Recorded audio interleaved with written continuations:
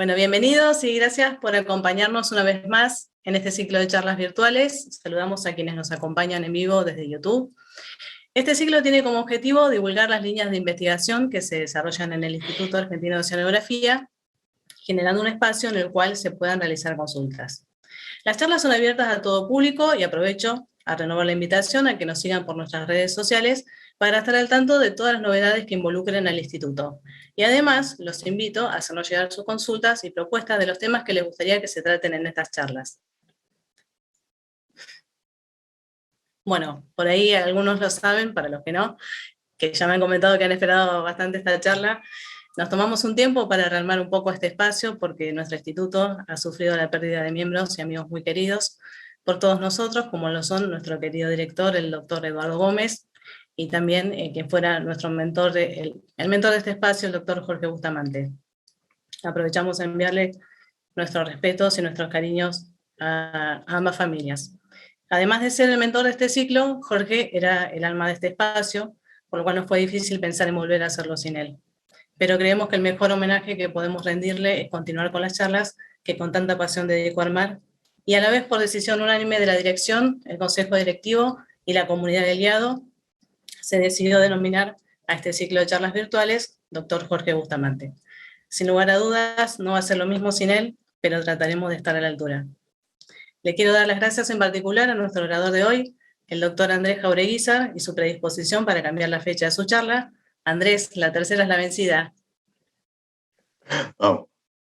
Y aprovecho a invitarlos a la próxima charla, que será la importancia del estudio de los nutrientes en ambientes marino-costeros, el 14 de septiembre, y la oradora será la doctora Carla Spetter. Bueno, paso a presentarles a Andrés. Andrés es doctor en biología, egresado de la Universidad Nacional de Buenos Aires. Desde 2005 es investigador de la Comisión de Investigaciones Científicas, donde desarrolla estudios sobre manejo costero integrado, aporte de los patrones y procesos al ordenamiento de la zona costera. Durante 20 años, la mitad de tu vida más o menos, Andrés, ¿no? Se desarrolló como investigador en el marco del proyecto Caracterización Biológico-Pesquera de Especies demersales costeras, Evaluación y Manejo del Instituto Nacional de Investigaciones y Desarrollo Pesquero, INIDEP. Entre el 2001 y el 2003 desarrolló actividades en la División de Peces Marinos del Bedford Institute of Oceanography en Halifax, Canadá. Actualmente desarrolla sus estudios en el Instituto Argentino de Oceanografía y la Universidad Provincial del Sudoeste, sede Coronel Pringles.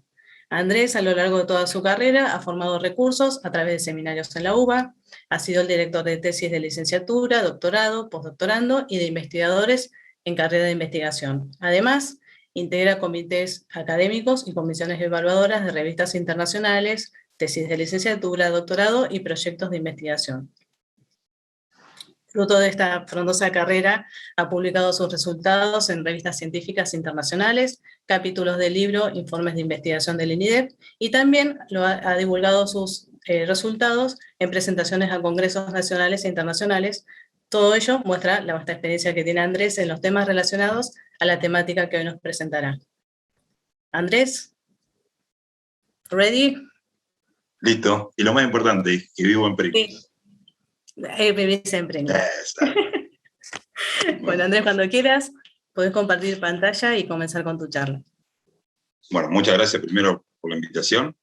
Segundo, ambas personas, de las cuales hoy no están, son un poco culpables de que esté a ver acá, porque Jorge fue el que me invitó aquella vez, una semana antes de que se nos fuera, me convocó, y después Eduardo fue uno de los que, cuando yo llegué a Bahía a pedir un poco que quería venir a vivir a Pringles, fue el que me dijo, vení, dale, un poco la espalda. Bueno, la idea es, saliendo un poquito de la emoción, es, hablarle un poco de lo que he tratado de hacer, que es intentar de entender el rol del ambiente en la distribución de los peces en el litoral de nuestras costas. Y un poco me copié de otras charlas y vi que no pasa la presentación, está buena. Sí, a ver. Ahí estamos. Bueno, la estructuré en, cómo el ambiente, dar una idea de dentro de lo que hago, cómo el ambiente afecta a los peces, por qué es importante conocerlo, cómo lo estudiamos, qué conocemos, y un poco cuál es la idea que tengo de hacia dónde podemos seguir. A ver, como ambiente, a ver, lo que entendemos son todos los factores externos, que los llamamos atmosféricos, climáticos, hidrológicos, geológicos o biológicos, que actúan a nivel de organismo, por lo tanto van a actuar a nivel de población en comunidad, y que estos factores terminan incidiendo en el crecimiento, en la reproducción, ¿sí? En distintos eventos de cada uno de los organismos y por lo tanto de las especies. Entonces, digamos, ejemplo, a ver, con todo lo que está pasando ahí, el cambio climático, es hablar de la temperatura, de cómo afecta a lo largo de todo el ciclo de vida de las especies. Por ejemplo, la temperatura afecta en el desove, ¿sí? De las especies a través de la duración y la época del desove, a través de la tasa de maduración sexual, ¿sí? Afecta al crecimiento, ¿sí? Porque la temperatura afecta a la gran mayoría de todos los procesos fisiológicos de los organismos. Después, por ejemplo, afecta la capturabilidad. Esto tiene que ver con el tema de la pesca y tiene que ver con que está afectando la velocidad de nado. Entonces, muchas veces cuando si hay mayor o menor temperatura, las especies se alentecen, entonces son más susceptibles de ser capturadas con un barco arrastrero, ¿sí? O afecta a la mortalidad natural, tanto por elevadas temperaturas o por baja temperatura. Y asimismo puede afectar al reclutamiento. Esto tiene que ver con el tamaño de los huevos y las larvas, que eso tiene que ver con la mortalidad natural que sufren en esta fase del ciclo de vida de las especies, donde se registran las mayores mortalidades. O también con la distribución desde las áreas de desove hacia las áreas de cría. Muchas veces esas conexiones están relacionadas a estructuraciones que están, la estructura del clima de agua están gobernadas por las temperaturas. Entonces, esas modificaciones pueden producir que estos caminos o vías empiezan a ir a distintos lugares o diluirse, ¿sí? Y finalmente, que es un poco lo que yo me dedico, afectan a la distribución y migración de las especies. Y esto tiene que ver con, que muchas de las migraciones de las especies son desencadenadas por ciertas temperaturas o distintos valores térmicos que dicen, bueno, empezar a migrar porque se calenta el agua. Otro hace que si un sistema, un área está más fría, está más caliente, empieza a ver que esa especie se va o viene, ¿sí? Hay movimiento. Y estos factores externos, entonces, finalmente afectan la estructura, ¿sí? La dinámica de las poblaciones. Y a modo de ejemplo es, con la corvina rubia, que es uno de los principales recursos que nosotros tenemos en la zona costera nuestra, ¿sí? Y que vemos, salen de las campañas del INIDEP de primavera, en las que se hace una provisión de todo el estuario, y vemos que la estructura de talla, estos son largo total, que va de 2 a 68, vemos que algunos años están dominados por individuos adultos, otros años tienen individuos juveniles, ¿sí? O podemos ver, que existe como una progresión de individuos juveniles. Y esto es la pregunta de decir, bueno, estos cambios de las estructuras va a cambiar la dinámica de la población, y estos factores externos nos preguntamos si están asociados a qué procesos oceanográficos hacen esta variación. Y lo que tenemos que entender es que los procesos oceanográficos tienen una escala temporal, y esa escala temporal va a estar asociada también a una escala espacial, y una escala espacial del comportamiento de las especies que puede cambiar. Entonces, por ejemplo, procesos, como la turbulencia o la marea, va a producir o va a afectar principalmente a comportamientos como la alimentación o como la migración vertical dentro de la columna de agua. En cambio, cuando tenemos procesos físicos que ya tienen que ver con sistemas frontales, estratificación o intercambio de masa de agua, ya estamos afectando otros procesos biológicos de las especies, que es el área de desove, la migración y la fidelidad al fondo. Esto tiene que ver es cuánto me quedo en una región, o sea, es, bueno, si me cambian las condiciones oceanográficas de la bahía o de la costa donde estoy, me empiezo a mover. Y eso, finalmente, caigo en lo que hago, que es que la variación espacial temporal en las condiciones oceanográficas, a través de la tolerancia fisiológica de cada una de las especies, se determina el uso temporal de un determinado hábitat, una especie o estadio. ¿Y eso por qué es importante? En el contexto de lo que hacemos, o por lo menos donde me desarrollé, que era evaluación de recursos pesqueros, tiene que ver con las unidades de manejo, con determinar áreas de manejo, en esto basado en el ecosistema, basado en las comunidades de peces. Entonces, si nosotros queremos determinar una unidad, un área de manejo, para decir una flota o una estructura, tenemos que conocer si esa área espacial, qué tan persistente es, cómo es la composición de especies y si los procesos oceanográficos hacen que tengan traslaciones o movimientos espaciales. Entonces decimos, bueno, a ver, vas a ir a pescar a la bahía, tanto de esto, bueno, esto se va a quedar durante todo el año o internamente. Otra es que a ver, lo que vemos es que tiene influencia en la abundancia de una especie, ¿sí? O estadio de vida dentro de una especie. Entonces podemos cometer errores cuando vamos a decir qué cantidad hay. Entonces podemos sobreestimar o podemos subestimar el valor. Entonces cuando damos, medidas de manejo, no medidas de manejo, pero decimos, se puede capturar tanta cantidad de toneladas, bueno, eso va a estar basado en índices de abundancia obtenidos de los distintos ambientes, y esos índices tienen que ser lo menos sesgados posible, y ese sesgo puede venir a través del ambiente. Otra es ver el estado de la estructura poblacional. No solo el estado sirve para determinar si un área es de cría, de parición o de desove, también nos permite saber el estado, a ver qué tan impactado está por un recurso pesquero, por un cambio climático o algo, cómo es la estructura poblacional a lo largo del tiempo. Entonces nos permite decir, bien, ¿cómo estamos? Y eso va a depender de cuánto el ambiente influencia en la segregación tanto espacial como temporal. Entonces no es lo mismo ir un día de calor, un día de frío y hacer el mismo muestreo porque tenemos distintas estructuras de peces. Y esto nos permite, en algo que hoy se habla mucho, que es el cambio climático, como está afectando en nuestras costas, es poder determinar qué tan vulnerable es una especie o una pesquería a una variación en las condiciones oceanográficas costeras a lo largo del litoral nuestro. Y eso va a depender mucho de la escala espacial de la que estamos mirando. Si estamos mirando procesos a escala de plataforma, entonces vamos a estudiar procesos de comportamiento de los peces a una escala de plataforma, que va a tener un gradiente ambiental X, ¿sí? O estamos mirando a una escala más chica, espacial, ¿sí? Como lo que es la desembocadura del Río de la Plata, pero que tiene una variación espacial oceanográfica, en las condiciones ambientales, que tiene una dinámica altísima, ¿sí? O nos vamos a algo más chiquitito, que es la ría de Bahía Blanca o la ría Ajó, donde las mareas son súper importantes, y por ejemplo en el Río de la Plata es micromareal, en cambio en la ría Ajó, a ver, son lugares muy chiquititos, entonces la herramienta y la variabilidad que tenemos sinóptica es totalmente distinta, ¿sí? Que es la que está asociado al momento del muestreo que tenemos. No es que vamos a mostrar durante un breve lapso de tiempo tenemos la información, entonces tenemos que tratar de identificar cuál es el proceso que nos está afectando ese dato. Y en el caso de la flota, que hay algo súper interesante, y ya que está lo tengo el hasta ahí, que este grafiquito es de él, del año 99, que depende de cuál es el tamaño del barquito o la flota que estamos estudiando y cuál es el radio de acción. Si estamos viendo una flota artesanal, es una flota chiquita, de menos de 10 metros de eslora, y tiene un radio de acción muy chiquitito, entonces va a estar muy afectada. O sea, va a ser muy vulnerable a un cambio en las condiciones ambientales del área de acción. En cambio, a medida que nos vamos agrandando, una flota fresquera tiene mayor capacidad para moverse o trasladarse. Entonces, le puede pasar que haya un corrimiento en el stock, pero la puede buscar. ¿Sí? Después, si ese stock está afectado por un proceso físico, es otra historia, pero sí tiene que ver eso, que la disponibilidad que tiene. Entonces, bueno, mirando a otras charlas, era, bueno, ¿cómo la estudiamos para que la gente conozca? Y bueno, nosotros lo que hacemos son estaciones de muestreos en el océano. Este grafiquito muestra las estaciones de muestreo de Walter Hervey, son del año 70, 71, ¿sí? Que fueron 3 o 4 campañas.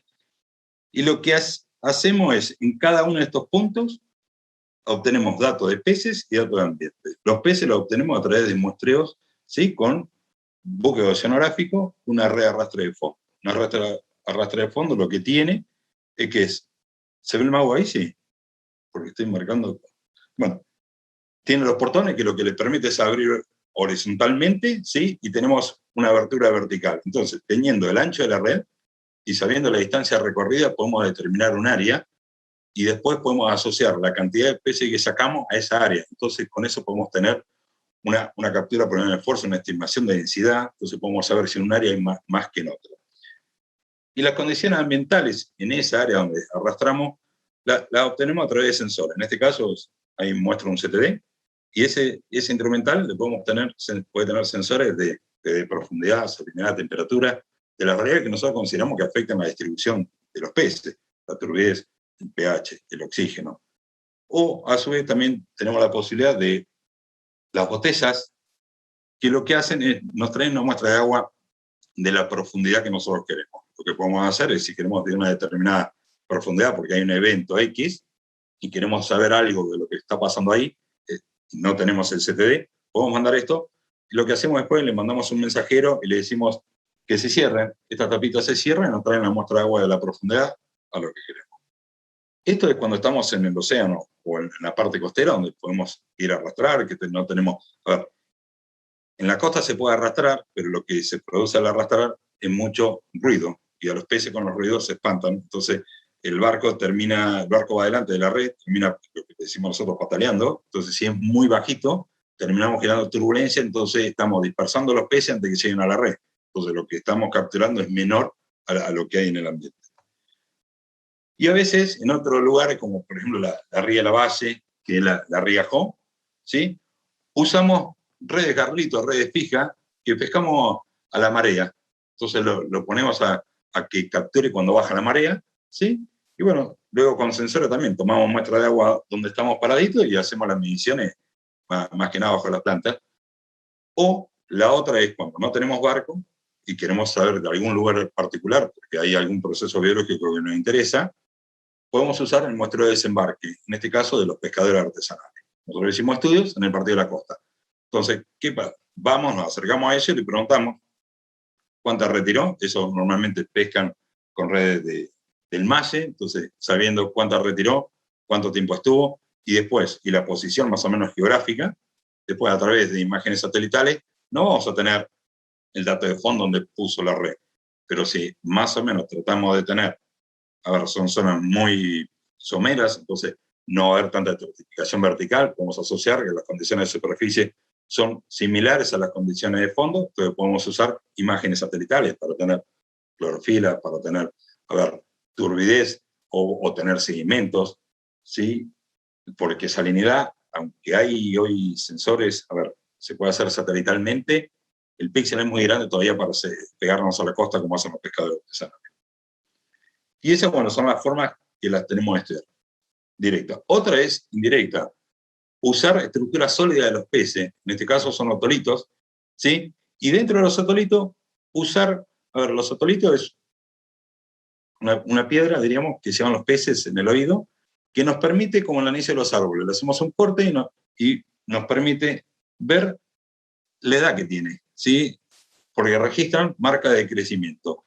Y con ciertas herramientas, con láser ablación, podemos hacer transectas a lo largo de ese crecimiento de la historia de vida del pez. Y en cada uno de esos puntos, podemos medir la concentración de algunos metales como el estroncio, el bario o el magnesio. Estos son indicadores de ambiente. Entonces, cuando, a ver, el carbonato de calcio que toman los peces para formar esos otolitos viene del medio ambiente. Y ese calcio se puede intercambiar con el estroncio, con el bario, y esos metales son indicadores de ambiente. Entonces, cuando un organismo o un otolito tiene mayor concentración de ese metal, no está diciendo que estuvo en un lugar que había más. A ver, había más concentración, porque cambió estacionalmente o porque él cambió de lugar.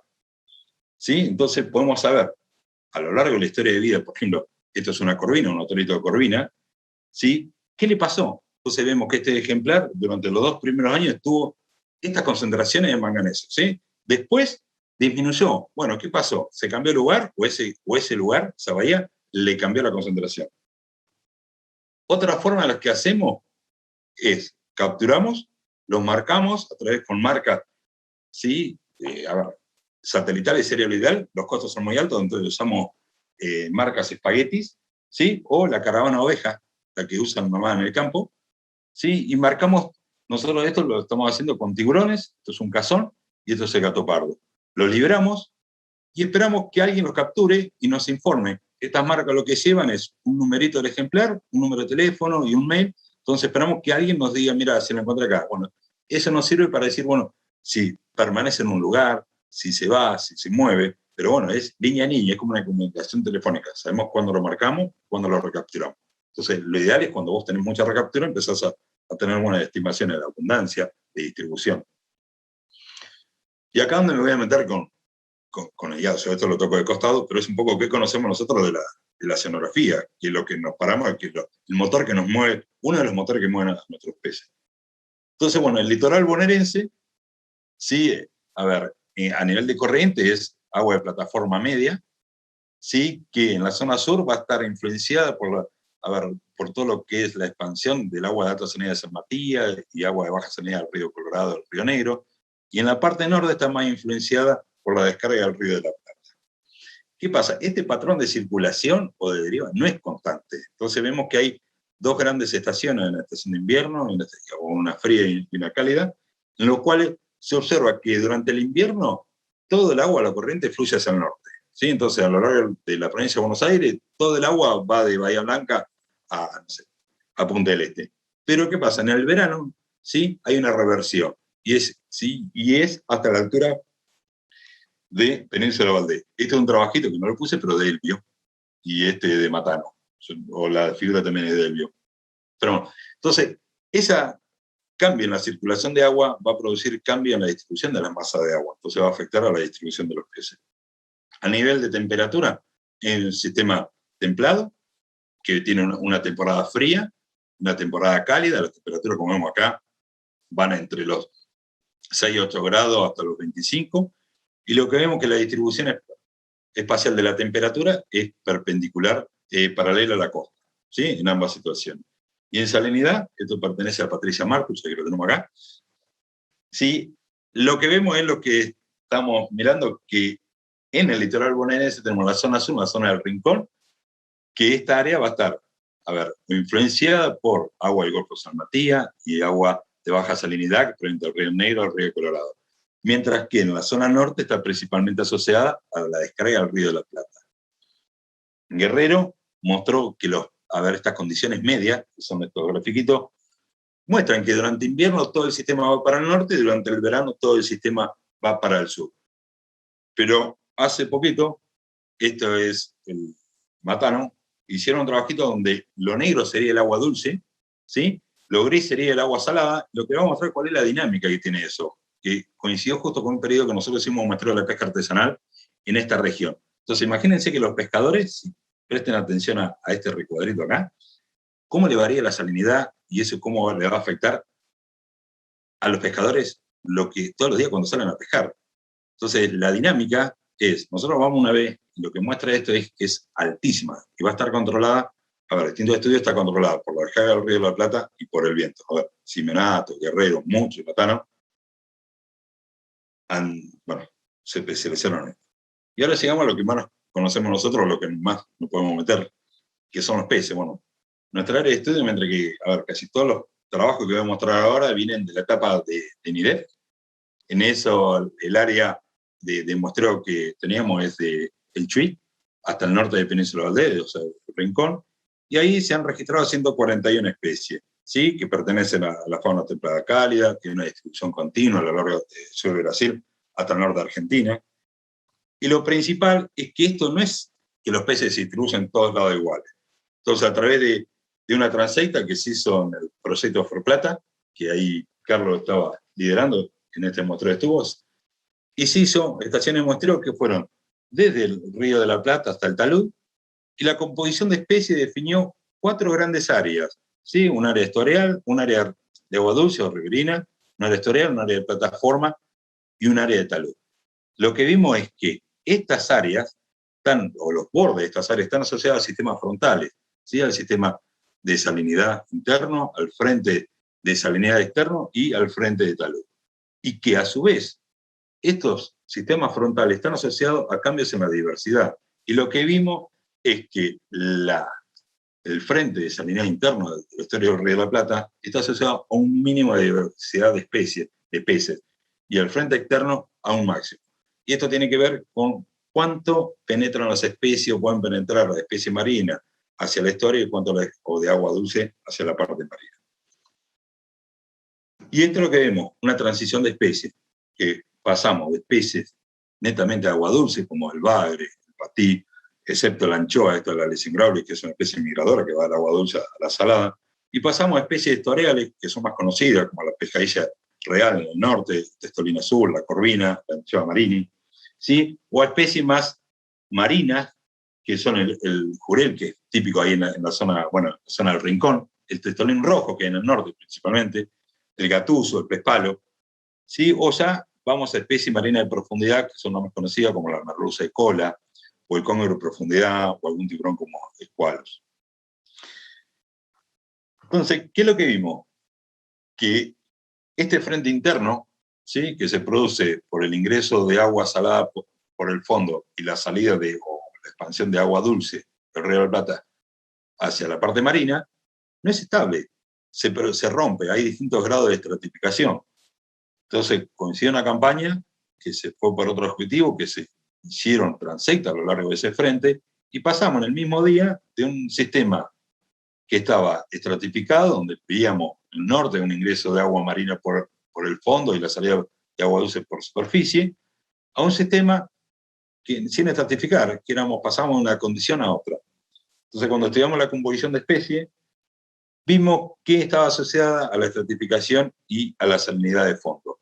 Que vimos que en la condición de máxima estratificación, en la misma transecta, íbamos a tener especies netamente de agua dulce y íbamos a tener especies netamente marinas, como la pescadilla red. En cambio, a medida que íbamos a un sistema sin estratificar, la comunidad de peces era dominada por especies estoreales, ¿sí?, que la corvina, la pescadilla, el bagre, y el corvo, un pez netamente estoreal, que es para lenchuros. Entonces dijimos, bueno, salimos del agua, del Río de la Plata, ¿y qué pasa a nivel del litoral? Lo que encontramos que también presenta una segregación espacial, diríamos, la composición de especies, que vemos que tiene dos grandes sistemas, el sistema estoreal, que recién mostraba, y un sistema de plataforma. Y lo que muestra el sistema de plataforma es que, excepto Mar del Plata, ambas costas tienen, y la costa uruguaya mantiene la misma composición de especies. En cambio, en Mar del Plata no. Y lo que vemos es que todas las áreas tienen una dinámica espacial que está asociada a variaciones en el ambiente. Tienen distinta expansión. Por ejemplo, el área estoreal en el 83 y en el 98 está mucho más expandida, y eso tiene que ver con la descarga del Río de la Plata. Son años niños. En cambio, si vamos al 99, ¿sí?, vemos que hay toda una intrusión de agua marina por el norte, entonces los peces también van atrás y entran, y penetran el estuario del Río de la Plata. Y lo que vemos es eso, es que la zona estuarial está principalmente gobernada por agua que tiene muchísima variación en salinidad, mientras que el agua de plataforma, el sistema costero, está gobernado por agua que tiene mucha variación térmica, pero tiene poca variación de salinidad de fondo, que es lo que miramos nosotros. Eso a nivel de especie, de composición de especie. Pero ¿qué pasa en los individuos o en una especie? Entonces estudiamos qué es la corvina rubia. La corvina rubia es el principal recurso pesquero dentro de los óseos del ecosistema bonaerense, y esta especie su ciclo de vida en la zona norte está muy asociado a lo que es la estuario del Río de la Plata. En este lugar lo que muestra es una clara segregación espacial a través de la ontogenia. Entonces tenemos individuos juveniles, individuos adolescentes, la talla madurez es de 32 centímetros. Esto significa que a esa talla el 50% de los ejemplares son adultos y el 50% de los ejemplares son juveniles. Y luego tenemos la segregación de los adultos.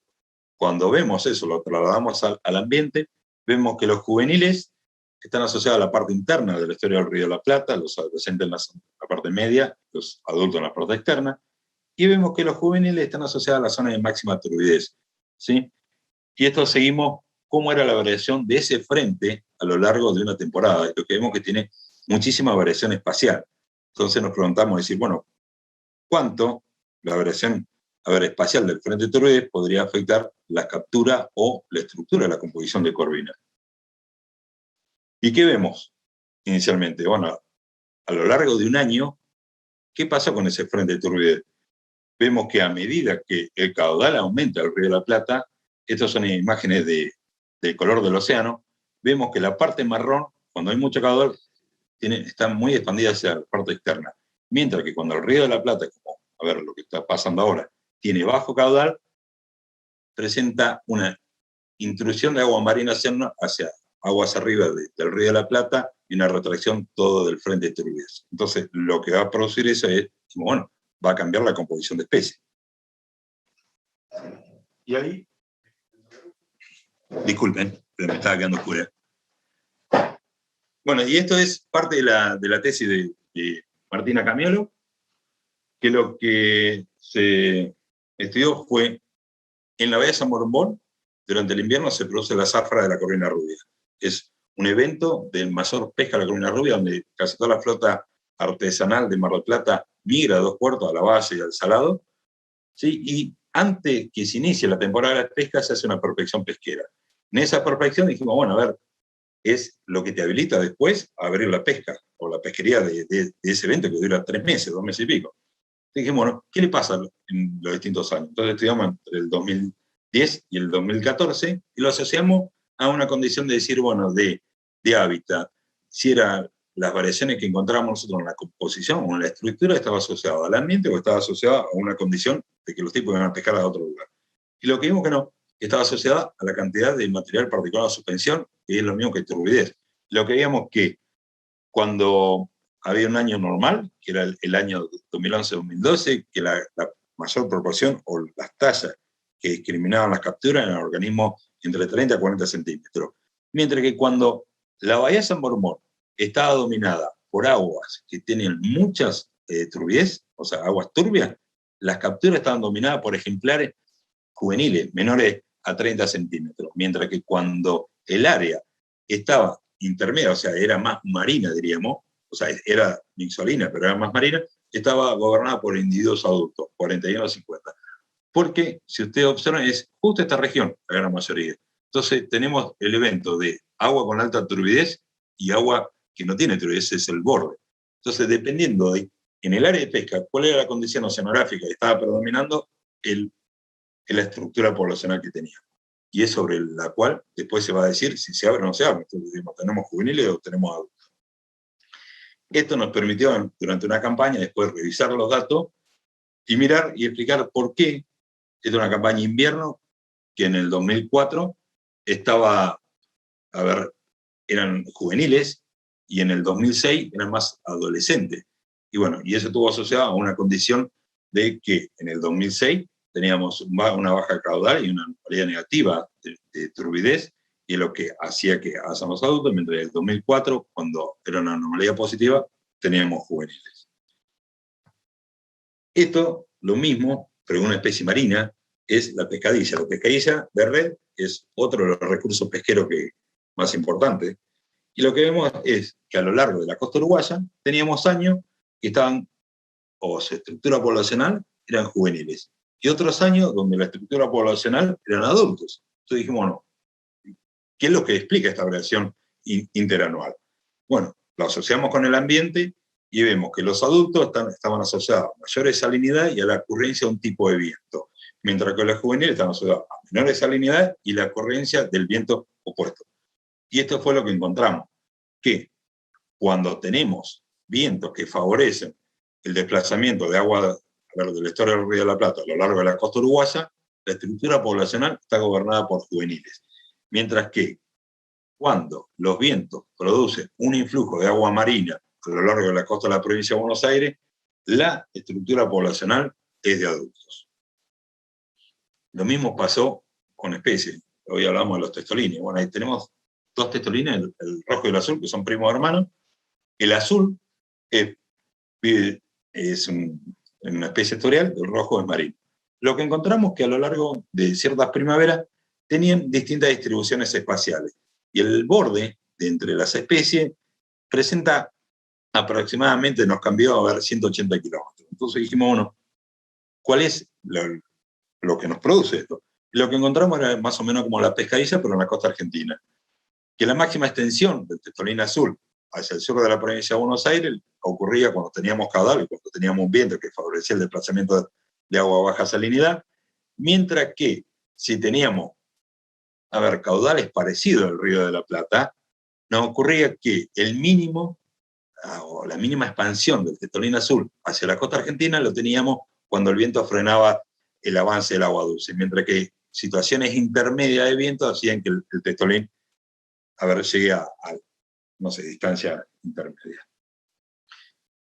Entonces dijimos, bueno, vamos a ver qué nos pasa en esa zona del Partido de la Costa, donde veíamos que el testolín variaba tanto y que estaba asociado al ambiente, y dijimos, bueno, tenemos la pesca artesanal de ese lugar, entonces le dijimos que era una región transecosistémica, decíamos, porque los tipos están parados en un lugar, no se pueden mover, pero el ecosistema se le movía.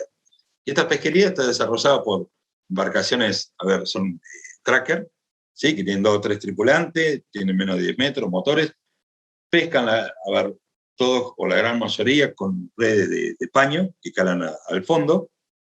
Entonces lo que hacemos es ir, cuando están desembarcando, medimos qué es lo que capturan. Y como recién les contaba, esta área a lo largo del año tiene muchísima variación ambiental. Pasa de un sistema primavera y otoño con temperaturas similares, un verano con temperaturas superiores y un invierno con temperaturas frías, pero durante esa época el efecto del Río de la Plata es totalmente distinto. O tenemos Río de la Plata, esto es clorofila satelital, tiene una relación inversa con la salinidad, entonces la usamos como índice de salinidad, o durante el invierno, que está netamente gobernado por agua marina. Entonces dijimos, bueno, ¿cómo esto afecta a nuestras especies? Miramos las especies. A ver, algunos son conocidos, como el gatuso, la pescadilla, la corvina, son una especie dominante, se producen en alguna época del año, ¿sí? Otras, como el pezángel, aparece al finales de la primavera. Entonces, esto nos da indicio de que pueden ocurrir 2 fenómenos, o como el trichuro que aparece más que nada en el verano, en invierno no tenemos. Que estas migraciones están asociadas a fenómenos reproductivos que vienen a esta área a reproducirse, o estos cambios en la composición de los pescadores están sacando, está asociado a eventos oceanográficos, modificación. ¿Qué es lo que encontramos? Que finalmente está asociado, o por lo menos parte de esto es explicado por variaciones en las condiciones ambientales. Durante el invierno, cuando tenemos todo el ingreso de masa de agua salada al área, desde las toninas hasta Mar de Ajó, es lo mismo, los pescadores extraen la misma composición de especies. Mientras que cuando empieza el otoño, la primavera o el verano, ahí se empiezan a diferenciar las toninas, que da a un lado y tiene a lo largo de todo el año, primavera, verano y otoño, la misma composición de especies, obtiene, y Punta Médanos, que la parte sur empieza a tener 2 épocas, otoño y primavera contra el verano. Y el verano, a su vez, va a estar diferenciado si es un verano que tiene mucha descarga con un verano que tiene poca descarga. Y eso lo obtenemos por las especies que son indicadoras. Tenemos especies que son más netamente estuarial, que ocurren durante el verano, o durante toda la época del año, otoño, invierno, primavera, en el norte, cuando tiene el Río de la Plata. ¿Sí? O lo tenemos al gatuso, que ocurre en primavera y verano. Este es un efecto entre reproducción y condición ambiental. Viene a reproducirse, pero no se puede quedar todo el año. Cuando aparece el agua de baja salinidad, que ocurre en el verano en esta zona de estudio, el gatuso se va. Y esto mismo dijimos, bueno, vamos a ver el gatuso, si es un efecto reproductivo, lo que estamos viendo en el norte, y tiene también incidencia, a ver, con el ambiente. Salimos a mirar qué pasaba con el gatuso en la zona del Rincón, y este estudio se hizo en el Río de la Plata del Rincón. En el Rincón, que es el área más cerquita donde estamos nosotros navigados, ¿sí? Vemos que en el invierno la distribución de gatuso con la talla van de chiquitito a grande, de la costa a los 50 metros, y van no importa el sexo, y van de 40, 50, 60, 70. El gatuso nace con 28, 30 centímetros. Mientras que en la primavera, lo que nos sucede es que los chiquititos siguen siendo por talla, se agrupan, a ver, la misma talla, distintos sexos. En cambio, los adultos empezamos a ver que hay una segregación espacial. Las hembras están en un lado, las hembras adultas, y los machos adultos están por otro lado. Y esto empieza a decirnos que las hembras están a menores profundidades, se acercan a la costa para parir, y los machos como le esperan un poquitito más, agua más profunda. Entonces dijimos, bueno, a ver, tenemos esta segregación espacial y estos cambios, veamos qué pasa con la abundancia de esta zona del Rincón.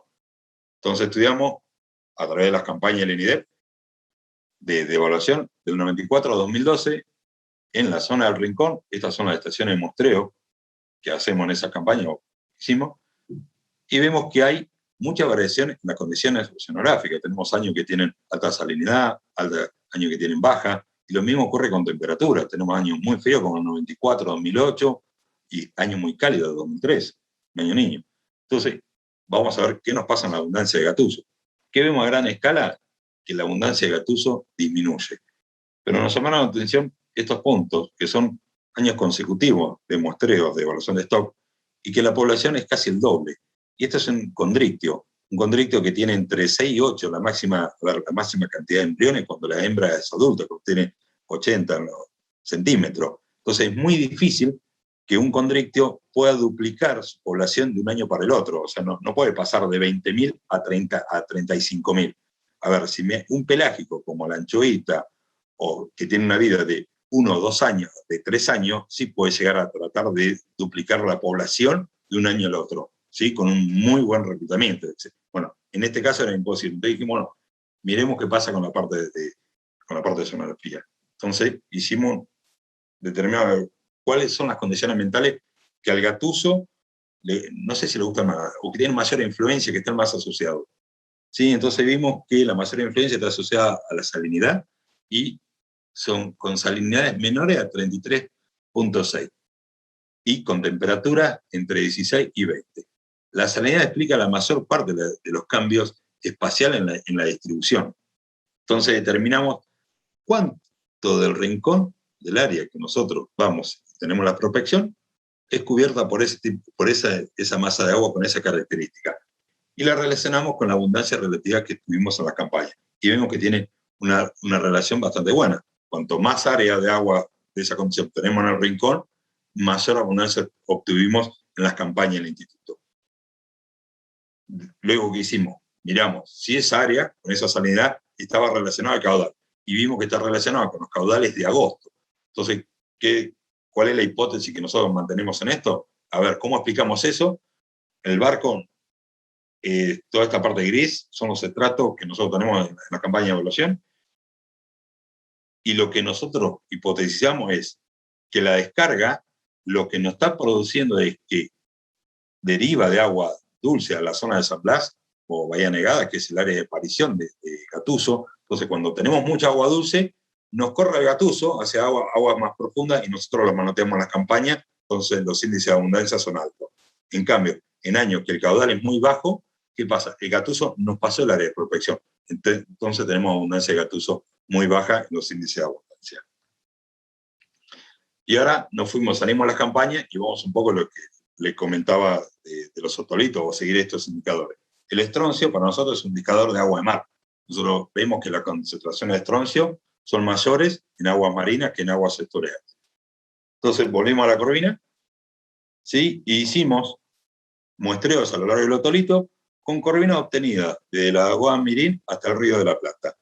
Lo interesante de la Lagoa Mirín es que esa corvina, la Lagoa Mirín, no me acuerdo cuándo fue, pero me parece que fue en el año 70 o en el 80, se cerró, y después la corvina que quedó ahí adentro nunca más pudo migrar, entonces quedó en una condición de agua dulce. Y eso es lo que vimos acá. Nos permite ver cómo cada uno de estos ejemplares, a ver, son ambos silvestres, pero unos son libres, la historia del Río de la Plata o San Pablo, podrían migrar contra la Lagoa Mirín. Lo de la Lagoa Mirín nunca tuvieron estroncio, siempre se vivieron a lo largo de toda su vida en agua dulce. En cambio, los otros individuos, tanto de San Pablo, Río Grande y Uruguay, presentan distintos patrones de migración asociados al estroncio. ¿Sí? Podemos determinar un patrón fuerte en el norte que migran directamente al agua marina, un patrón intermedio o el patrón de bajo. Eso que nos permitió decir a nosotros es determinar qué cantidad de años la especie utiliza la zona estuarial a lo largo de su vida. ¿Sí? Por qué efecto de contaminación, de cambio de salinidad. Bueno, que vemos que en San Pablo la corvina vive alrededor, la que mostramos nosotros, vive 2 años en la zona estuarial. O el 50% de su vida, ¿sí? Lo pasa, son 2 años, lo pasa en el sistema estuarial. Mientras que en el Río de la Plata está casi el doble. ¿Sí? Entonces, como la misma especie presenta distintos, usar un químico para saber los patrones de distribución y migración de las especies. Y esto es lo que nos gusta y nos divertimos, que es la captura, marcado y recaptura. Y esto en el 2015, Alejo, Irigoyen, amigos, marcaron en el sur, en Península, marcaron un cazón, una hembra, y ese mismo año, ¿sí? La encontraron un observador uruguayo, les comentó a la gente de Uruguay que habían encontrado un cazón con esta marca. Y lo que vimos que el cazón en 183 días recorrió 1.400 kilómetros. Es la mayor migración que hay en el Atlántico Sur registrada con esto de grandes tiburones o de tiburones intermedios. Lo que sabemos hasta el momento es que el cazón habita en el sur de Brasil en el invierno En la primavera es registrado en la zona del Río de la Plata, y en el verano, o primavera, otoño, y en el verano se registra en Bahía Negada, y que está asociada a ciertas condiciones ambientales. Entonces, nuestra hipótesis fue, bueno, a ver, estas condiciones ambientales están asociadas a agua de plataforma media. Entonces dijimos, bueno, ¿qué pasa si podemos seguir el patrón de migración del agua de plataforma y lo seguimos al Cazón?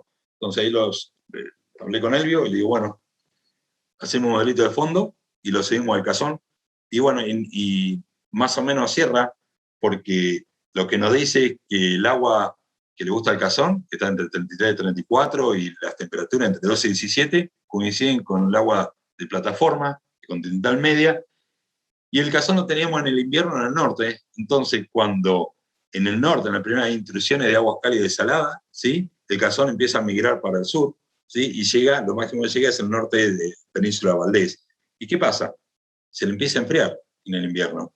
Entonces, cuando se empieza el enfriamiento y la temperatura baja en el 16, el Cazón empieza a migrar para el norte. Entonces, nuestra hipótesis es que este patrón de seguir esta burbuja a lo largo de la plataforma, tener eso, le permitiría, a ver, estar o menos expuesto a cambios fisiológicos de la hembra en el estadio de su vida. Y esto es lo que todo el mundo habla ahora, el cambio climático y la tropicalización. Esto es un trabajo que le dieron a un amigo mío, que es Andrés Milesi. Y bueno, es la aparición de especies tropicales, si es un efecto de los celulares, un efecto real, porque ahora todo el mundo saca fotos y te manda que encontramos esta especie rara. Pero bueno, esto lo hicimos hasta el 2015, encontramos que hay mayor cantidad de especies, y vimos que también estaba asociado a un cambio en la temperatura, que cada vez la costa está más caliente. Y esto lo podemos corroborar, es que en el 2015, bueno, en la temporada esa, entre febrero y marzo, se registraron temperaturas por encima de la media, lo que estamos viendo ahí es una anomalía, y fue cuando se registraron 4 especies en la zona de Mar del Plata, ¿sí?, que son subtropicales o de amplia distribución, pero están relacionadas afuera de nuestra zona. Y bueno, y hoy ya, bueno, van 34 y se siguen sumando especies, y lo que estamos asociando a ver si son efectos esporádicos que tienen que ver con pulsos que llegan, o empiezan a ver si esta ocurrencia empiezan a ser más persistente a lo largo del tiempo. Y bueno, resumiendo un poco lo que le quería, a ver, lo que tratamos de hacer acá, y lo que hicimos fue tratar de que el ambiente juegue un rol importante en la segregación espacial, temporal y la abundancia de las especies, y que esta variación ambiental influencia la disponibilidad de las especies, la estadía, ¿sí?, a pequeña escala temporal, ¿sí?, en la escala de muestreo, que es lo que nosotros vemos a través de cuando vamos a hacer estudios oceanográficos o muestreos de abundancia stock. Entonces, nos está afectando la capturabilidad de las especies, tanto a la pesca artesanal como comercial, con los cruceros de evaluación para determinar cuánto, a ver, se puede pescar o no. Y esto tiene que ver con que estas migraciones, o esta variación ambiental a través de migraciones o movimientos de la fidelidad del fondo, nos produce cambios en las estimaciones de stock, y también es determinar qué tan susceptibles es la pesca artesanal. Por lo tanto, siempre pensamos que es bueno considerar, saber dónde estamos parados ambientalmente para saber qué es lo que estamos pescando. ¿Y cómo seguir? ¿Hacia dónde seguimos? Esto es la línea que sigo hoy. A ver, es que los ecosistemas costeros, hay una fuerte litoralización, y cambio climático, contaminación, litoralización, es cada vez más gente se está yendo a vivir a la playa, uso de las playas, entonces hay ruido, todo afecta a los peces. Entonces esto está cambiando la distribución y la abundancia de las especies, entonces algunas áreas de cría posiblemente van a dejar de ser áreas de cría o de apareamiento de desove, y eso a su vez va a cambiar la pesca artesanal, porque le va a cambiar la época de desove, el calendario. Ellos saben cuándo pescar en la época de pesca. A ver, como están ahí, bueno, Gerardo e hija que están en Tucumán, ellos saben, en esta época pescan mingatús, en esta época pescadilla, no les llega la pescadilla, ¿qué pasó? Se calentó el agua, se les frío, bueno, el viento, y todos los procesos que estamos viendo hoy en la costa. Cambió el viento, cambió la masa de agua, está cambiando las especies, y cambió la época de desove, y está cambiando los lugares de desove. Entonces decir, bueno, esa es la idea hacia dónde ir, y estimar áreas de cría, áreas de apareamiento de desove, y decir, bueno, cuáles son los cambios interanuales. Y bueno, y un poco más detalle de lo que he hecho hasta ahora, lo pueden encontrar en estas páginas. Lamentablemente hoy todo el mundo sube, te piden el ORCID, 2 millones de cositos los papers, así que ahí pueden encontrar qué es lo que hice con mucha gente. Y bueno, decidí gracias. Así que bueno, entonces, parte de esto es familia, amigos y nada más. Bueno, muchas gracias, Andrés, la verdad. No, gracias a vos. Felicitaciones por la presentación y no me cabe duda que, o sea, es un esfuerzo, justo el otro día estábamos hablando de esto, del esfuerzo de muestreo. O sea, yo participé de una campaña de casi 12 horas y justo hablábamos con vos en el marco de coordinar esto. No me quiero pensar para obtener esta cantidad de datos, para dar una respuesta, lo que debe haber sido. O sea, acá hay varios compañeros tuyos en la audiencia, así que también aprovecho, hago extensiva la felicitación. La verdad que me dejaste sin palabras, Andrés, con tanta... No, mirá, hablando con ahí, tanto, con lo tanta que tardamos, información. mirá, ahí lo tengo, ahí vi que hoy se ha conectado Carlos Dasta y eso. A ver, una campaña de evaluación de todo el litoral bonaerense, nosotros estábamos un mes, más o menos. Era un mes de trabajar el primer lance salía a 8 de la mañana y había días que metíamos 15 lances, depende del Río de la Plata, 17, terminábamos 8 de la noche, y era uno tras el otro. O sea, no termina. Siempre te levantabas y escuchabas el guinche. Claro. Pero bueno, es lo que a uno le gusta, o campañas de desembarque. Permitidme, voy a volver a esto, que un poco acá era a demostrar un poco de experiencia. A ver, este es Carlos, y esto, por ejemplo, son los muestreos de desembarque, esto es la Valle, el Salado, y íbamos a tener data de Corvina y era barcos, y barcos, y barcos. Esto es la ría de la Valle, con amigos, y decir, bueno, dale, metete, y estábamos 5 días para hacer 5 estaciones de muestreo a lo largo de una ría. Nada, y te amargabas. Pero bueno, o, no sé, campaña, esto es lo que nosotros decimos de hobby, que es la marcación de tiburones, la liberación en Península Valdés. Eso es, a ver, es lindo, vamos, estamos 3 días, y a ver, logramos noche, marcamos, lo liberamos, le ponemos sensores, o esto es simplemente, pero bueno, o campañas que, bueno, lo poco escenográfico y divertido con amigos. Esto fue un día que nos estábamos regresando a un muestreo de desembarque en el Partido de la Costa, y nos llama un conocido de San Clemente, que había una persona que había pescado 98 gatopardos. Decíamos, no puede ser. Y bueno, pegamos la vuelta a la camioneta, agarramos y dijimos, vamos. Bueno, terminamos, sí, era cierto, esa persona había pescado 97 gatopardos. Pero bueno, pero agradecerle a todos. Así que bueno, pero sí es, yo creo que sí, es lindo. Si te gusta, lo sé con cariño, y querés que a veces que dure más y a veces que dure nada. Me gusta que compartan estas fotos porque sin dudas todas las líneas de investigación que uno encara es muy importante el grupo humano con el que cuenta, ¿no? Para poder llevarlo. No, sí, mira, esta persona, no sé si la conocen mucho, Roberto Meni, fue junto con Carlos. Son un tipo de decir, wow, no sé, a ver, dentro de la ictiología son grosos, son los que lo hicieron. A ver, son los mentores de un montón de cosas. Entonces, o Carlos lo mismo. Entonces, es esa parte de decir, bueno, agradecerle. Sí, ni hablar. Andrés, ¿querés dejar de compartir pantalla? Así ¿Sí? pasamos a las consultas. Recuerden el certificado, no hay problema después. Ahora, no. Vane, ¿nos vemos todos ahora? Bien. Acá Valeria Guinder dice gracias por retomar las charlas. Gracias a ustedes por acompañarnos una vez más en estas charlas que organizamos con mucho cariño. Laura Pérez Vilches te manda saludos desde Uruguay, Andrés. Sí, la esposa me dice. Gracias. Tenés ahí un grupo de fans. A ver. Sí, no, tengo ahí lo tengo a Lolo, que ahí está Tomás Maistei. Lolo para los amigos. Otro que nos ayudó en ese muestreo de la ría, la Valle. Cuando no conseguíamos gente, llamamos a Lolo, llamamos matemáticos, pibes que no tienen ni idea. Bueno, vamos, hay que meterse en el barro. Ahora pasan todos los institutos, veo. Sí, no, a Lolo es de La Plata, vamos en Lolo desde el IPLA, y él también muestreaba en esa época, estaba haciendo el doctorado ahí en otra ría. Entonces lo que hacíamos, intercambiamos, bueno, vos nos ayudás a nosotros te ayudamos a vos. Era la tipo 1 y 1. Bueno, el mentor de él es Darío Colauti, que ha trabajado con Gerardo y eso en San Blas. Bien, bien. A ver, Vane, ¿estamos bien ahora? Lo que me había observado. Bien. Sí, ahora sí.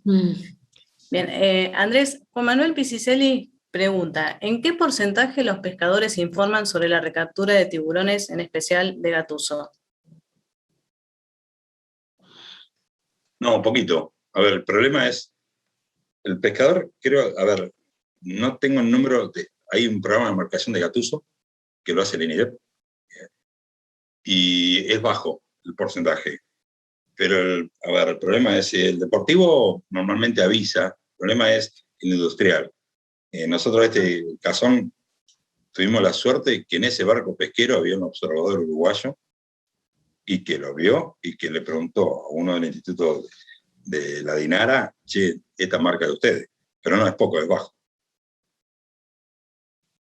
No sé, no te sé cuánto, pero a ver, si fuera el 10% sería genial y no existe. No sé, estamos teniendo niveles de 3, 5%, es muy bajito. Claro, en tu percepción. Nosotros, gato pardo, llevamos marcado un montonazo y tenemos recaptura 1 o 2 que son de pescador deportivo y nada más. No. Claro. Pero bueno, no sabemos si no lo encuentran, justo, o se le perdió la marca. O la difusión, Andrés, quizá que la gente sepa que cuando encuentra al individuo, digamos, saber a dónde recurrir con esa información. En eso reconozco que somos un desastre. No difundimos a ningún lado. A ver, sí, reconozco que no tenemos un solo cartelito. Siempre decimos hacer calcomanía, pegarlas, por la cosa, pegarse a los autos, como hace la FIP, y nada, nunca se pone nada. Claro, bueno. Insistir. Sí, bueno. No queda otra. Sí, nos quedamos en que, bueno, recapturamos, queremos decir en el mismo lugar que alguno, después decimos, uy, pusimos el teléfono, nadie llama. Sí, y en el caso de, por ejemplo, pesquen el ejemplar y se lo consuman. Que se me han aliado, no hay problema. También deberían informar, ¿no? Pero bueno, no sé, ¿hay alguna penalización? Lo bueno es que ahora, a ver, dice que... Antiguamente se ponían teléfono fijo, hoy ponemos celulares en esas marcas, y eso está bueno porque la gente le puede sacar una foto. A ver, lo principal es que le saque una foto a la marca, el numerito, y te la mande. Es fantástico. A ver, si podemos tener el ejemplar, es fantástico. Si la persona lo puede medir, al ejemplar recapturado, eso sirve después para hacer estimaciones de crecimiento. ¿Sí? Tanto periodo. Entonces, es fantástico. Saber el lugar. A ver, el sexo lo vamos a ver porque sabemos cuando lo marcamos. Pero saber la talla que tiene, ¿sí? Y la marca, el lugar, es, a ver, cómo lo capturó, que te cuente, es empezar, viste, al libro de bitácora de ese pececito. Sí. Bueno, ahí tenemos un objetivo más. Sí, todos los que tenés, Andrés. No, cada vez son menos. Ahora avisos parroquiales, diríamos, bueno, tenemos un proyecto de esto de pesca artesanal, ganamos una convocatoria de hambre que salió ahora del Ministerio de Ciencia y Técnica. Justo te iba a pedir que comentes sobre este proyecto. Claro, bueno, ahí ganamos un proyecto de tecnología contra el hambre. Para hacer en la pesca artesanal de Montermoso y Pehuenco. Y la idea es ver, por un lado, toda la parte de oceanografía, la incidencia que tiene en la captura, y por otro lado, ver toda la parte de la condición socioeconómica de la pesquería, y a su vez tratar de llevarle a los pescadores con el INTA, con el INIDEP, con arte de pesca, el INTA uy, se me fue. Chao. Bueno, llevarle, la idea es hacer un taller con los pescadores artesanales y poder darle herramientas, ¿sí? Con el INTA, ahí está. Con el INTA y decir, bueno, ¿cómo mantenemos? ¿Qué es lo que podemos hacer? Entonces la idea es, este proyecto todavía no empezó, la idea es que empiece lo más rápido posible, pero decir, bueno, a mí eso, saber qué es lo que necesita, entonces trasladárselo al INTI, al INTA y al INIDEP, y durante esta jornada que va a ser de 2 días con los pescadores, decir, bueno, a ver, ¿cómo los podemos ayudar? A ver, con formación, traer gente. Y después otra, estamos ahora presentando otra línea que es el uso de trampas. ¿Sí? Estamos tirándonos a eso de decir, bueno, otra arte de pesca distinta, no es con anzuelo ni con paños, sino con usar trampas, que la idea es que la desarrolle el INIDEP, modificarla, que hoy tienen uso el INIDEP, modificarla para esta pesquería. Y son artes de pesca que tienen menor incidencia con mamíferos marinos, con tortugas, con tiburones, y que habilita a los pescadores artesanales tal vez tener acceso a otro recurso, un recurso de piedra, un recurso más costero, a ver como la brótola, que anda muy bien para la trampa, y también que en esto de que hay más viento ahora, o a la tarde se levanta más viento, entonces los pescadores tienen menor tiempo de pesca, la trampa le permite quedar en el agua y el pescado sigue vivo, entonces hay temporal, el pescador puede ir después de 2 o 3 días a buscar la trampa y el pescado está vivo, entonces no pierde tiempo. Y tienen menos costo que aquellos que son anzuelo, para encarnado, no tienen. Bueno, estamos presentando una convocatoria, así que vamos a ver cómo nos va. Si no sale, la idea es darle trampa a los pescadores, así que vamos a hacer fuerza para que salga. Además de agreguemos un par de días y traigamos a Patricia y a Guerrero también para que participen de la charla. No, dale. Sí, bueno. Prometemos no sacarle la bici. Acá, Sole Laurencena te felicita, Andrés, dice que es súper claro y un placer escucharte, sé de tu amor y vocación que tenés. Felicitaciones gracias. También de Carlos Lasta y Patricia Correa, que dice gracias por compartir esta información de manera tan completa y tan clara, y te manda saludos. Gracias. Bueno, Carlitos fue mi director, así que... Ah, bien. Por lo menos quedé bien. No, Carlos Lasta fue mi director junto con Roberto Mini del doctorado. Y hay una biblioteca que lo sigue consultando. Bien, sí. Buenísimo. No sé si alguien quiere abrir el micrófono para hacer alguna consulta. Si no, también es válido más tarde enviarlas, como les comentaba, a las redes y se la pasamos a Andrés para que conteste vía mail. Mira, ahí, antes de que me olvide, paso un saludo parroquial, porque ahí está, y mi amigo Rodrigo. Porque siempre tenemos un amigo en común que sale por la radio y todo, y siempre le saluda a todos, menos a los que ayudamos. Y siempre le decimos, mirá, le mandó saludos hasta el portero y a nosotros nos saluda. Este es un flaco amigo que me ayuda en un montón de análisis. Y no es, mi computadora no ha explotado gracias a él, porque a ver, lo de Gattuso lo hicimos con él y seguimos haciendo porque él trabaja en Escocia. Oye, pero Rodrigo, que es un buen oye, pero no me vi en la última foto, sí, eso sí tengo que reclamar. No, solamente nacionales. O aquellos que hayan jurado nacionalidad argentina. Pues yo tenía una consulta, pero más que nada para abrir una discusión, ¿no? Nosotros siempre en Chile miramos en varias cosas a los colegas argentinos. En una de las cosas, lo que tiene que ver con ambiente y recursos en Chile, es muy poco lo que tenemos, es muy rudimentario lo que se hace. Tenemos áreas que son fuertes en otras cosas, como en evaluación de stock, en biología pesquera básica. Y siempre me llama la atención que están tan avanzados, ¿no es cierto?, en cosas de biología, de lo que nosotros le llamamos oceanografía pesquera. Pero yo, como habiendo venido del área de evaluación de stock, de manejo de pesquería, uno entiende, y tu presentación fue súper clara en el sentido de indicar que el ambiente tiene que ver con todos los procesos biológicos. O sea, uno se pone a pensar y son todos los procesos que tienen que ver desde la distribución, desde el crecimiento, desde la madurez, etcétera, etcétera. Aún así, llevamos un montón de años de ciencia pesquera y de manejo y casi nada de eso se incluye en el manejo pesquero. O sea, tú tienes hoy en día evaluación de stock que casi ninguna incluye series de tiempo de ambientales. Tenemos que el manejo en sí mismo como que no lo considera. Mi opinión de por qué no lo considera es porque el ambiente regularmente no es estacionario. Es decir, por ejemplo, nosotros en el otro lado, en Chile, vemos que llega un niño fuerte y la distribución de algunas especies cambia, etcétera, etcétera, ¿no es cierto? Pero después llega un niño unos años después y es otra cosa que no te esperaba, no es que pase lo mismo. Entonces uno no puede hacer predicciones con ese tipo de procesos que ocurren, y por otra parte tampoco tienes muchas relaciones funcionales, es decir, que nosotros no podemos modelar y saber cuál es la función de cómo el ambiente afecta a los recursos para poder incluir eso en una ecuación, me refiero en un modelo de evaluación de stock. Entonces, tú, como has estudiado tanto el ambiente, más que nada una opinión tuya, ¿no es cierto?, de cómo crees tú que uno debiese avanzar ese manejo, tú le das mucho énfasis a la capturabilidad, lo que me parece que es válido, en el sentido de cuál es tu opinión de cómo uno pudiese incluir el ambiente en las decisiones de manejo. Si uno debiese empezar a estudiar el reclutamiento y el ambiente recurso, o solamente ver cómo se distribuyen y en base a eso dar alertas tempranas al manejo pesquero. ¿Cuál es tu opinión en el fondo? Porque es un tema que no está resuelto, ¿no? Es solamente una opinión de alguien que ha estudiado el tema, ¿no? Ya lo podríamos haber solucionado en un cafecito, Rodrigo. Charlado aquí por un meca. No, ¿qué creo? A ver, me quedo con eso, con la alerta a mí me gusta. A ver, pero tiene base fundamentalmente.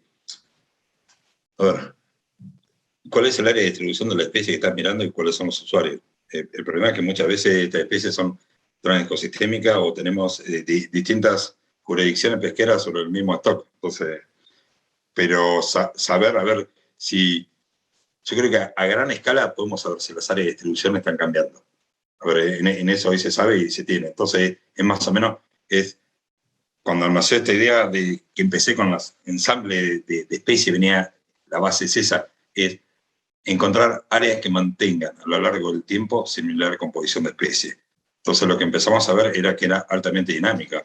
Entonces decimos, bueno, que dependía de cuándo íbamos a mostrar. Entonces, teníamos muy pocos números. A ver, en ese, un ejemplo clarito que hicimos fue el de Gattuso, son 12 puntos.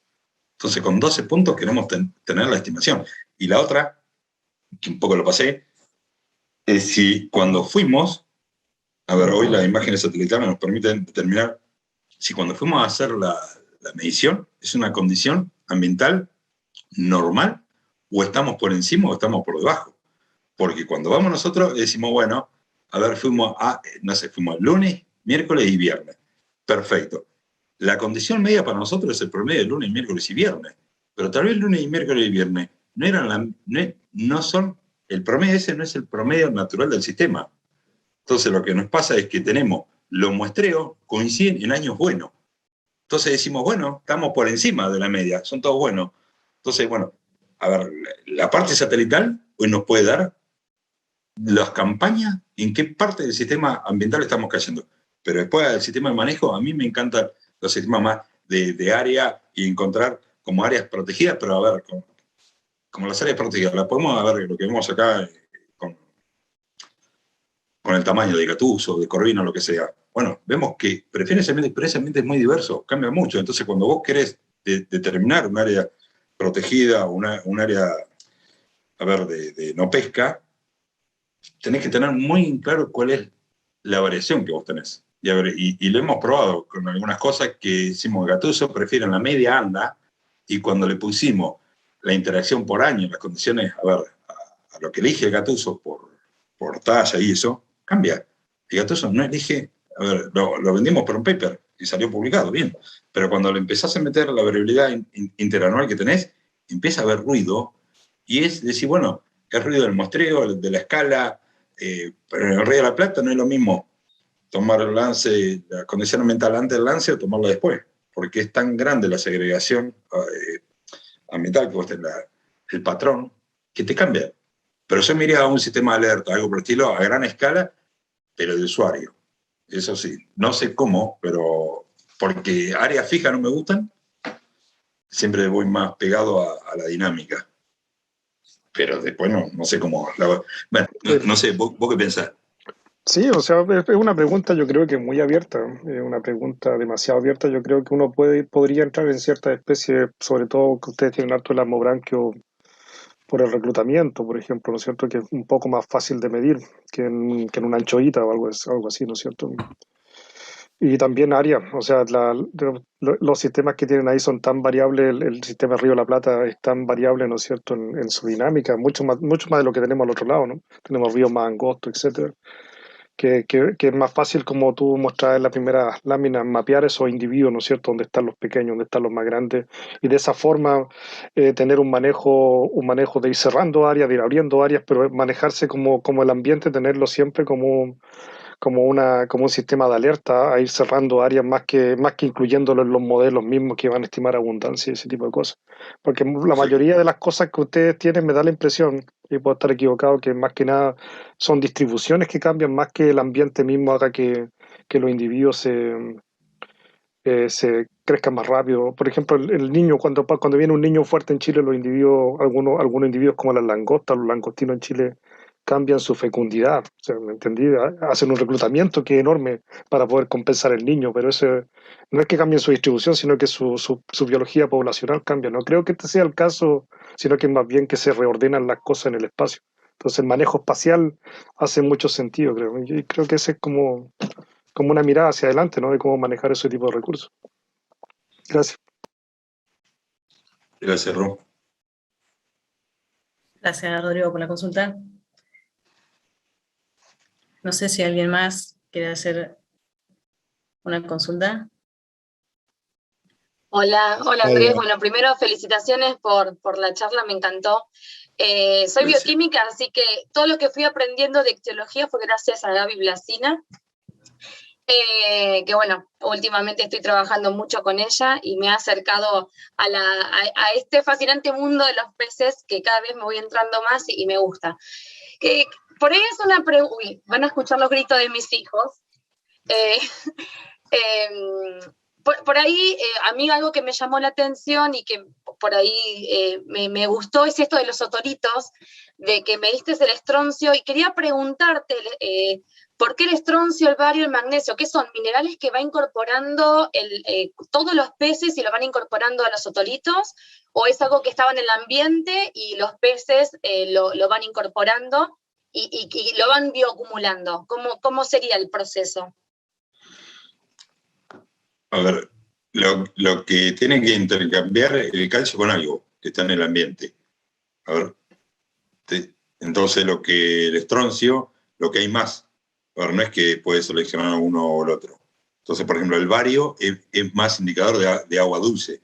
El estroncio es más marino. Hay más concentración de estroncio en agua de mar.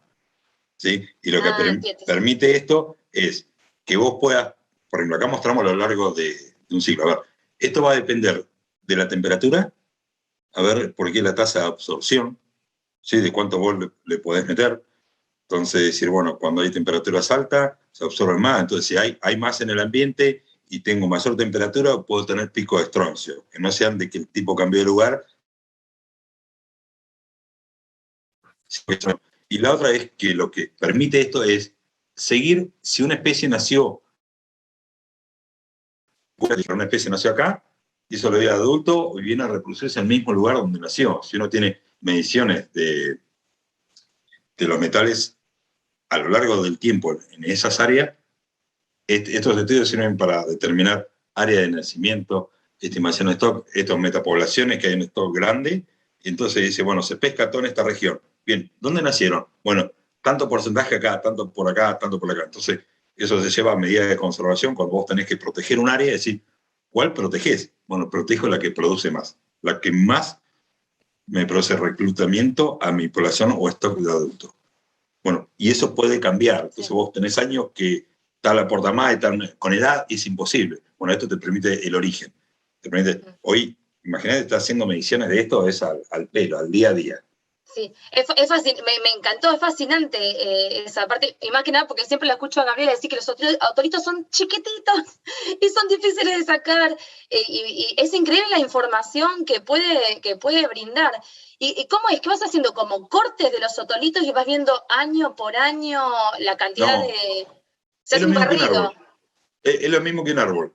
¿Viste? Cuando vos cortás un tronco y vos lo mirás y tiene todo anillos, bueno, lo mismo le pasa al otolito. Entonces vos vas a tener un núcleo que cuando nace y se ven hasta las marcas de asentamiento. O sea, cuando de larva, cuando se asentó y pasó a ser juvenil. A ver, depende de toda la escala de resolución. Hoy en día, ese estudio que nosotros hicimos fue haciendo muestreos, a ver, con el dedo, o sea, en una pantalla marcamos y dijimos, tenemos 10 mediciones a lo largo de ese ciclo, que para nosotros es un ciclo anual. Hoy se cose directamente, es como un láser. Entonces, y lo que hay hoy, que también se hace, son isótopos en los otolitos. Entonces vos con isótopos en los otolitos también vas a tener, por ejemplo, de oxígeno, vas a poder determinar si ese ciclo, si esa marcación que vos tenés asociada a esto, está relacionada con el cambio, a ver, en temperatura, si es anual. Pues si pasa oxígeno 3, oxígeno... Entonces, esos cambios isotópicos del oxígeno te permiten decir, bueno, ¿dónde estás parado? Perfecto. En los óseos, en los tiburones se está empezando a hacer, pero es más difícil porque todavía están discutiendo de dónde vienen los metales. Pero sí, a ver, si vos tenés que saber que vienen del agua, no que vienen de lo que vos comes. Claro. O sea, lo que se hace en las vértebras. Entonces los tiburones también se está usando. Pero sí, es fantástico. Acá En la UBA hay mucha tela para cortar ahí. Sí, en la UBA hay un laboratorio especializado en esto. Este trabajo nosotros hicimos con gente de Brasil, intercambiamos los estudios con Estados Unidos para que hizo todo el muestreo de láser ablación que acá no teníamos. Pero sí, es gigante. Podés hacer lo que quieras. Bueno, felicitaciones, Andrés, me encantó. Muchas gracias. Gracias, Sí, Ana. sí, Andrés, no sé si puedo preguntarte. Sí, Gerardo. No. Muy buena la charla, realmente bastante interesante, sobre todo la importante correlación que tenés desde el punto de vista de los temas ambientales con las capturas y las características de las distintas especies. Realmente algunas cosas fue realmente bastante interesante para mí, bastante nuevas. Pero me llamó la atención y me gustaría preguntarte con detalle, ¿tenés esa filmina, si nos podés llegar a la que mostrás el muestreo que hiciste en el Río de la Plata, de como 3 transectas que hay en el Río de la Plata? Y sería interesante, digamos, si lo podías poner de vuelta, porque me gustaría preguntarte sobre eso. Me llamó la atención que hicieran 3 transectas a lo largo del periodo de muestreo, que evidentemente fue más o menos durante un ciclo de marea, o algo por el estilo. No me quedó claro eso. Sí, fue un día, nos paramos ahí. Por eso un día, pero hiciste 3 transectas. ¿Las hicieron repetidas? ¿Fueron repitiéndolas o es así? No, ¿Fueron repitiéndolas o fueron un muestreo por vez? No, hicimos ese muestreo. Hicimos primero esta estación, cosimos así, vinimos acá. Sí. Perfecto, eso de que saber. No, lo que pasa es que, digamos, ¿cómo eso lo correlacionás con las distintas condiciones dinámicas del estuario en ese lugar? Porque a lo largo del ciclo de marea, obviamente te van a capturar. No, se levantó viento. Se levantó viento y nos rompió todo, la columna de agua. Eso fue lo que pasó. Perfecto. Por eso. La realidad es esa. Esto es un muestreo de Corvina. Y lo ideó este muestreo Marcelo Hacha. Hicimos la campaña y después estaban viendo dónde era que desobaba la Corvina. Con Carlos. Y se hizo en la campaña normal, común. Después se hicieron estas 3 transectas y después se siguió un cardumen durante 24 horas. Y nos quedamos por acá, que esta fue la tardecita, y nos quedamos un día siguiendo ese cardumen, pescándolo durante Pero esto, lo que pasó fue que se rompió. Empezó a soplar viento y se rompió. Perfecto. No, lo que pasa es que yo te sugeriría, mi punto de vista, digamos, desde nuestro punto de vista, digamos, la variabilidad desde el punto de vista físico puede ser tan importante que, digamos, ir cambiando de lugar o modificándose, digamos, quizás no te permita hacer una buena correlación de lo que vos muestreas con la parte física, digamos. Eso sería, yo, digamos, desde mi punto de vista, por lo menos de la forma que yo hubiese encarado un muestreo de ese tipo, me hubiese preferido quedarme quieto en un lugar y muestrear y poder ver cómo iba cambiándome las condiciones a lo largo del ciclo de marea o a lo largo del día. Y para mí eso lo podría ser una correlación mucho más sencilla que estar moviéndote de distintos lugares. Es simplemente como un criterio. Lo que te quiero plantear es el hecho de cuál es la estrategia de muestreo y cómo relacionas eso. Acá era el lugar de desove de Corvina. Lo que estamos tratando de mirar era decir, bueno, ¿qué pasaba? Y acá la marea es chiquita, no hay, es bastante micromareal, y está más gobernado por el tema del viento. Hemos hecho yo de estar, no sé, 8 horas, se nos levantó viento y olvídate. Y esto son ventanas que tenemos para hacerlo y después andate. Hay que seguir la campaña de evaluación. Son campañas de evaluación y dentro de la campaña de evaluación tenemos a veces periodos de tiempo para hacer cosas así. Entonces decir, bueno, tener un día, bueno, aprovecharlo. Está bien, perfecto. No, está bien, simplemente son las estrategias que uno tiene para determinadas cosas. No, lo ideal es quedarte parado en un lugar y seguir. El problema, yo voy a hacer una pregunta que nosotros, lo que hacen la evaluación de stock, la tiene, es si estamos pescando sobre el mismo cardumen. Claro.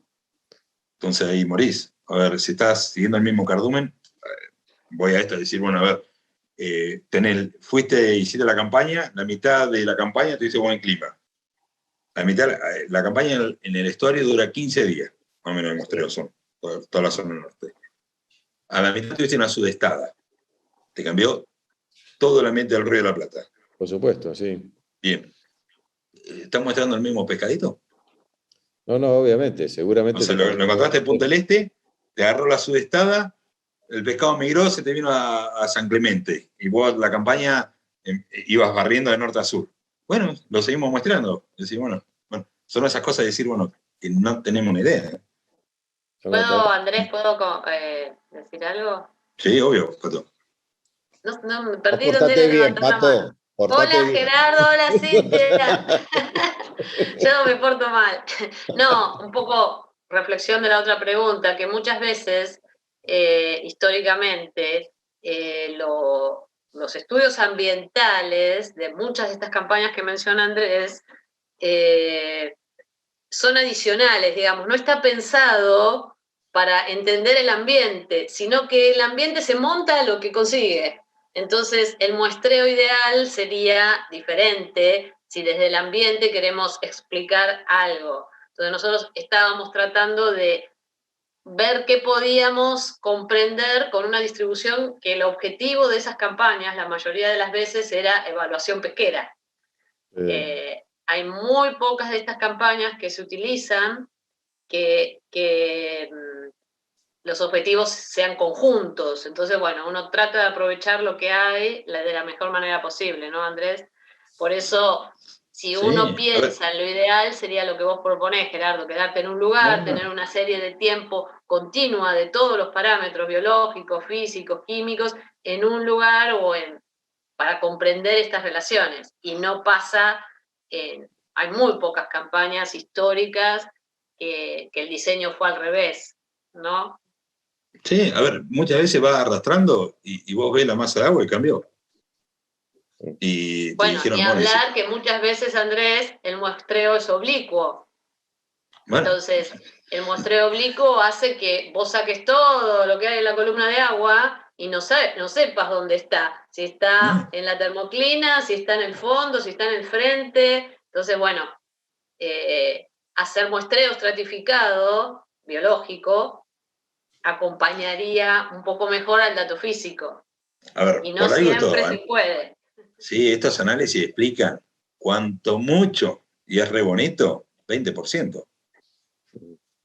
Por eso, un poco respondiendo a lo que el otro chico te preguntó, cómo hacer la unión de lo ambiental con lo físico, sería un objetivo a largo plazo, pensar el objetivo conjunto multidisciplinario y no estos parches que a veces hacemos, porque bueno, estamos... Lo que pasa es que sí, lo importante de esto es, digamos, cuando diseñás una campaña de este tipo, si evidentemente, como lo demostró Andrés, con un nivel de explicación bajo, como recién lo acabas de decir, que claramente demuestra que los parámetros ambientales juegan un papel clave en la distribución y en la caracterización de las distintas especies y cómo éstas se van distribuyendo. Evidentemente, digamos, tendrían que claramente tratar de demostrar que aquellos que diseñan las campañas empiecen a pensarlo de una forma totalmente diferente, digamos, que haciendo algo que sea común a ambas cosas para poder lograr una más adecuada determinación de si realmente los parámetros físicos, digamos, con un mayor porcentaje de seguridad, realmente te están produciendo estos cambios que estás observando en las distintas especies y en las distintas capturas. Digamos, eso creo que sería clave, porque eso es la forma de cómo encarar una investigación. Sí, ha habido mejoras y cambios, pero es un trabajo que todavía se necesita desde la gestión y bueno, a veces está en juego la campaña, el barco disponible, el objetivo, lo económico. Hay muchas cosas que Buenísimo. Se ha avanzado un montón en comprender la importancia del ambiente en todos los recursos pesqueros, pero todavía falta un gran trabajo de esa interrelación, ¿no? Pero, a ver, en la parte costera se cambió de un sistema, a ver, antiguamente íbamos con un sistema estratificado que tenía, en el año 81, no me acuerdo si eran 25 estratos. A ver, estrato significa para la pesca un área que tiene una composición de especie, a ver, los estratos se hacen para una especie, ¿no? Abundancia y estructura de talla parecida. Y eso era estrato fijo. Entonces ibas y decías, bueno, hoy acá voy a encontrar esto. No, mentira, te cambió el ambiente, te cambió todo. Bueno, se pasó de ese sistema de estrato a un sistema de línea transecta, donde se contempló cómo era el gradiente histórico de salinidad. ¿Sí? Entonces, como la salinidad era la variable que más tenía influencia, bueno, eso se hizo con la gente de Tandil. Y se tuvo casi 2 años tratando de ver cómo hacer se hicieron líneas transectas, pero las estaciones estaban relacionadas cuando uno hacía la asignación a la distribución de salinidad.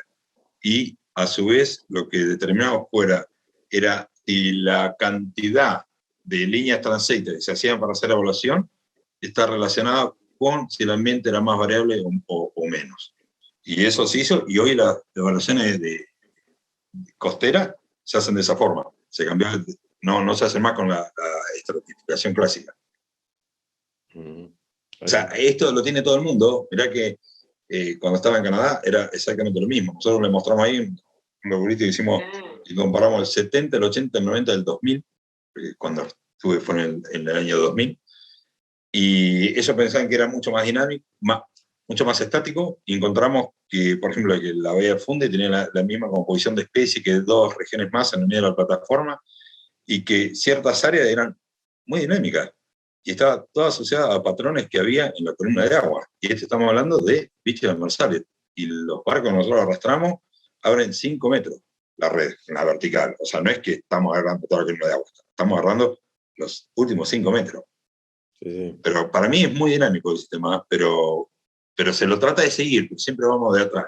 Bueno, buenísimo. Vamos a poner camarita. Muy bueno.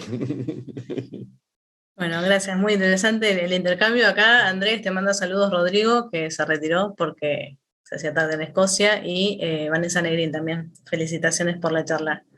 Muchas gracias. Bueno, Andrés, te libero. Bueno. Muchas gracias por la paciencia, la predisposición. Y no, gracias a ustedes, me encantó. Y ojalá que alguien, si encuentra un tiburón, nos avise, está fantástico, y vamos a hacer campaña de divulgación. Nos tenemos que poner en campaña, Andrés. Si hay algo que no nos cuesta es en mandar el flyer una y otra vez. Yo soy un desastre, así que vamos. Muchas gracias a todos por escucharme y por el tiempo. Gracias a todos, los esperamos el 14 de septiembre a las 6 de la tarde para una nueva charla.